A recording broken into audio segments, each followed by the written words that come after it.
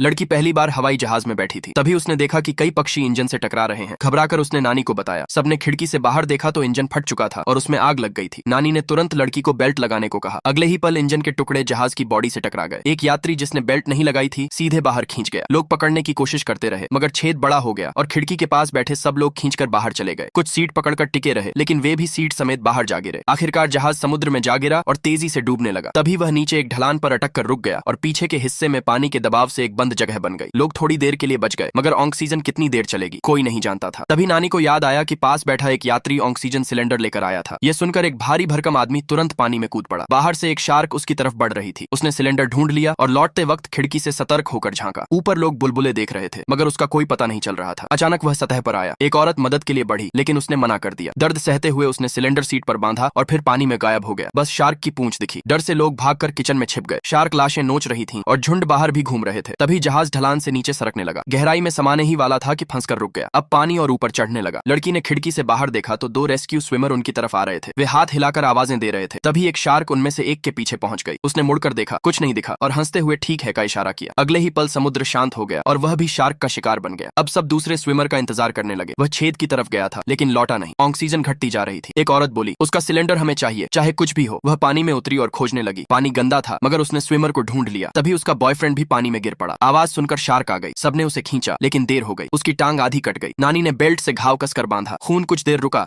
मगर चोट गहरी थी। तभी एक एयर होस्टेस को याद आया कि एक यात्री स्विमिंग कोच था। शायद उसके बैग में जरूरी सामान हो। औरत सामान वाले हिस्से तक गई और सचमुच उसे 4 डाइविंग सूट मिल गए। सबको बाहर निकलने की उम्मीद जगी मगर लौटने पर उसने देखा कि उसका बॉयफ्रेंड मर चुका था। अचानक जहाज का अगला हिस्सा टूटकर नीचे चला गया और पानी तेजी से भरने लगा। अब इंतजार का वक्त नहीं था। पानी में उतरना मतलब शार्क का खतरा। तभी औरत को बचपन की कॉमिक याद आई। उसमें लिखा था कि बुलबुलों से शार्क डर जाती है। उन्होंने तय किया कि लाइफ बैग से बुलबुले बनाएंगे और रास्ता साफ करेंगे। सबको डाइविंग सूट पहनाए गए। नानी बोली, तैराकी में मैं अच्छी हूँ, बिना सूट ज्यादा अच्छा कर पाऊंगी। उसने सूट बाकी सबको दे दिए। जैसे ही लोग पानी में उतरे शार्क आ धमकी। औरत ने रस्सी खींचकर बुलबुले छोड़े और सचमुच शार्क भाग गई। बाकी लोग भी उतर आए मगर नानी वहीं रह गई। उसने चश्मा उतारा और अपने पति की निशानी सीने से लगा ली। उधर एक सुनहरे बालों वाला लड़का सतह पर आकर हाँफने लगा लेकिन इस हरकत से शार्क ने उस पर हमला कर दिया और उसकी जान चली गई। एयर होस्टेस मजबूरी में उसे छोड़कर आगे बढ़ी। इस बीच औरत और लड़की रेस्क्यू स्विमर तक पहुंच गईं और ऑक्सीजन ले ली। वे जल्दी से छेद की ओर बढ़ी। औरत ने लड़की का लाइफ बैग खोला और उसे ऊपर भेज दिया। लड़की तेजी से ऊपर उठ गई। औरत भी निकलने ही वाली थी कि एक शार्क उस पर टूट पड़ी। उसके पास गैस छोड़ने का समय नहीं था। उसने खुद को शांत रखा और हिली नहीं। शार्क ने हमला नहीं किया और लौट गई मगर दूसरी शार्क आ गई और तभी पूरा जहाज टूटकर नीचे डूब गया और उसका शरीर भी उसमें समा गया।